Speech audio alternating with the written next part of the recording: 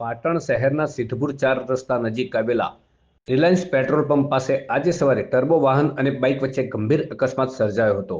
આ દુર્ઘટનામાં બાઇક સવાર 2 વ્યક્તિઓને ગંભીર ઈજાઓ પહોંચી હતી। તાત્કાલિક 108 એમ્બ્યુલન્સ દ્વારા બંને ઈજાગ્રસ્તોને સારવાર માટે ધારપુર હોસ્પિટલમાં ખસેડવામાં આવ્યા હતા। પ્રત્યક્ષદર્શીઓના જણાવ્યા અનુસાર ટર્બો વાહન રિવર્સ લઈ રહ્યું હતું ત્યારે પાછળથી આવતું બાઇક ટર્બોમાં ઘૂસી ગયું હતું। આ ટક્કરના કારણે બાઇક પર સવાર બંને વ્યક્તિઓ રોડ પર ફંગોળાઈ ગયા હતા।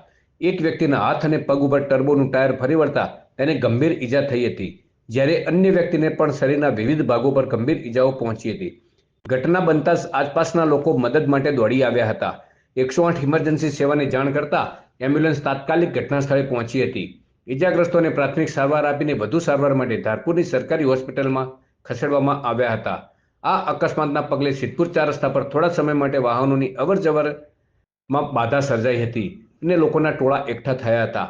પોલીસે અકસ્માતની જાણ મેળવીને આગળની કાયદેસરની કાર્યવાહી હાથ ધરી છે।